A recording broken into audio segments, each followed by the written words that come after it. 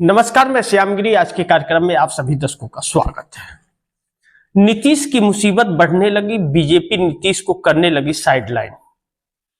अब बिहार सीएम को लेकर के बड़ी दिलचस्प परिस्थितियां आकर के खड़ी हो गई है। वो तो जरूर यह कहना चाहिए कि जैसी करनी वैसी भरनी। नीतीश ने कोई ऐसे काम नहीं किए हैं जिसके बारे में कोई कुछ कह सके। नीतीश जिस रणनीति पर काम कर रहे थे वह बिहार को बेचने वाली रणनीति थी और उन्होंने बेच दिया भाजपा के हाथ।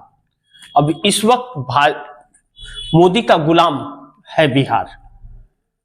इस गुलामी को विकास की राह का नाम दिया जा रहा है, इस बात से इंकार नहीं किया जा सकता। चुनाव के अंदर जो घटनाएं घटी है या जिस तरह से चुनाव हुआ वह इस देश का दुर्भाग्य है, लेकिन चुनाव समाप्त हो गया। भाजपा नंबर 1 की पार्टी बन गई। जो नंबर 3 पर रहती थी या नंबर 4 पर जानी थी, नीतीश कुमार ने उसे नंबर 1 पे पहुंचा दिया।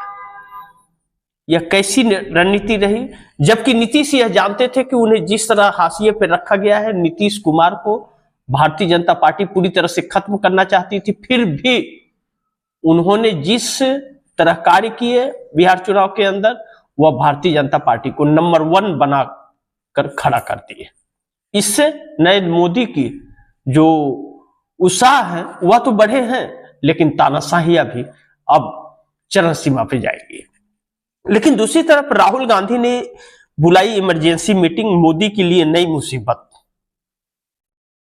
यानी कि राहुल गांधी जो वोट चोरी का खुलासा करते रहे या इस सरकार का और चुनाव आयोग का हर उन चोरी पर खुलासे करते रहे, इस सरकार की कमियों को बताते रहे, नाकामियों को बताते रहे, असंवैधानिक सरकार के बारे में बताते रहे। अब राहुल गांधी की इमरजेंसी बैठक बुलाई जा रही है, मल्लिकार्जुन खड़गे घर गए और अब कौन सा फैसला लेने जा रहे हैं, इस बात को लेकर के मोदी के लिए मुसीबत खड़ी हो गई कि अब नई संकट पैदा होगी। अगर यह चोरी के नए नए इंतजाम कर रहे हैं तो राहुल गांधी भी उसका सामना करने के लिए पूरी मुस्तैदी से खड़े हो रहे हैं। अब लड़ाई क्या होगी आने वाला वक्त बताएगा, लेकिन इंडिया गठबंधन की लड़ाई कितना कामयाब होगा? क्या इंडिया गठबंधन एकजुट है भी? अगर इंडिया गठबंधन एकजुट रहा होता तो आज नरेंद्र मोदी प्रधानमंत्री नहीं रहे होते। यह बात सत्य है, इस बात से इंकार नहीं किया जा सकता।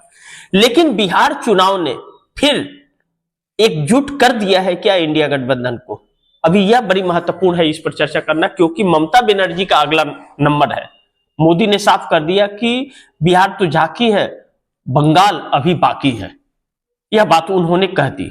इस बात से ममता बनर्जी के चेहरे की हवाइयां उड़ी है। ममता चाहे जितनी भी मजबूत अपने आप को बताए, लेकिन ममता के अंदर वह गर्स नहीं कि नरेंद्र मोदी के इस कहर को झेल पाएंगे, क्योंकि उनके रोकने से चुनाव आयोग का एसआईआर नहीं रुकेगा और एसआईआर रुकेगा नहीं, और एसआईआर के बीच जो खेल होगा वह बिहार परमार है उसका। अब ऐसे में इंडिया गठबंधन कितनी एकजुटता से, अब दर्शकों को मैं बता दूं कि अब तो बड़ी मुश्किल है कि इंडिया गठबंधन एकजुट होकर के सड़क पर आए। क्या सामूहिक इस्तीफे होंगे बिहार विधानसभा में कि भाई यह चुनाव हाईजेक हो गया, चोरी किया हुआ है, हम इस विधानसभा के हिस्सा नहीं रहेंगे, हम इस्तीफा देते हैं?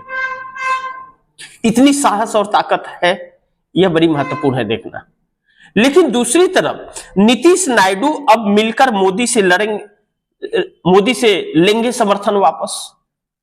अब नीतीश कुमार 84 सीटें ला करके भी किसी काम के नहीं रहे, और चंद्रबाबू नायडू को यह पता है कि चंद्रबाबू नायडू का ही अब अगला नंबर है। चंद्रबाबू नायडू को भी बख्शेंगे नहीं नरेंद्र मोदी, क्योंकि उन्होंने बहुत बार्गेनिंग की है। ऐसे वक्त में जब नरेंद्र मोदी संकट में थे तो वह अपनी डिमांड रखते थे और डिमांड पूरा कराते थे। अब नरेंद्र मोदी उससे परेशान हो चुके हैं कि सत्ता के लिए जो देना पड़ रहा है उन्हें, वह नरेंद्र मोदी बिल्कुल देना नहीं चाहते। नरेंद्र मोदी आजा वाले हैं, जा वाले नहीं है। यानी कि खुद का पेट भरने वाले हैं, दूसरों को पेट भूखा रखने वाले व्यक्ति है, और ऐसे में नरेंद्र मोदी को नायडू को देना पड़ रहा है। तो अब नीतीश तो समझ गए नरेंद्र मोदी की हरकत, समझ गए थे पहले भी, लेकिन फिर भी अनजान बन रहे थे तो पूरी तरह से निपट दिए। सीटें आ गई 84 और फिर भी हाथ खाली, किसी काम के नहीं रहे। विपक्षी खत्म कर दिया कि इधर उधर वाला समस्या ही खत्म हो जाए। तो अब ऐसे में एक ही रास्ता बचता है कि नीतीश नायडू के हाथ में अब नरेंद्र मोदी से समर्थन वापस लेकर के मोदी की सरकार गिराना बाकी रह गया है, तभी चुनाव आयोग ज्ञानेश कुमार पर लगाम लगाया जा सकेगा।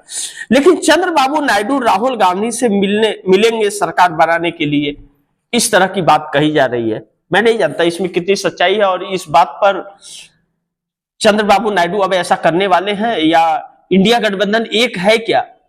इंडिया गठबंधन एक नहीं होगा तो मोदी सरकार को नहीं, चंद्रबाबू नायडू के समर्थन वापस लेने से सरकार नहीं गिरेगी। अब इंडिया गठबंधन में कई हिस्से हैं, महाराष्ट्र से उद्धव ठाकरे और शरद पवार भी हैं, स्टालिन तो राहुल गांधी के साथ हैं, लेकिन अखिलेश यादव साथ है क्या? ममता बनर्जी साथ है?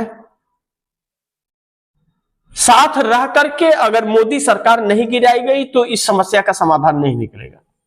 यह रथ नहीं रोका जा सकता। यह रथ रोकने का है कि इस रथ के पहिए निकालने पड़ेंगे पहले, तभी रथ रुकेगा। और वह पहिया मोदी की कुर्सी है, बहुत बड़ी एक चुनौती भी है। लेकिन नीतीश नायडू दोनों ही फंस गए। अब कैसे निकलेंगे मोदी के चंगुल से? नीतीश कुमार तो बुरी तरह से फंस गए। अगर अलग हो भी जाते हैं तो कोई फर्क नहीं पड़ेगा, क्योंकि अब बिहार में पूर्ण बहुमत की सरकार बन जाएगी भाजपा की।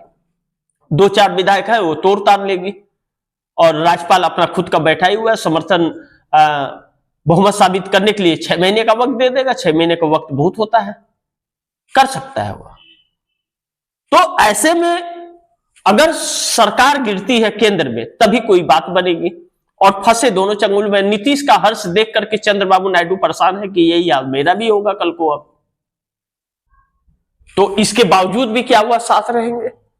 यह देखना बड़ी महत्वपूर्ण होगा। तो आप दर्शकों की क्या राय है, आपके सुझाव क्या है, कमेंट बॉक्स में जरूर दीजिएगा। इस खबर को ज्यादा से ज्यादा शेयर कीजिएगा, अपने दोस्तों को भी कहिएगा आगे शेयर करें। आपने अगर चैनल को सब्सक्राइब नहीं किया, सब्सक्राइब कर लीजिए, अपने दोस्तों को भी कहिएगा चैनल को सब्सक्राइब करें। मिलते हैं किसी और खबर के साथ, तब तक के लिए नमस्कार।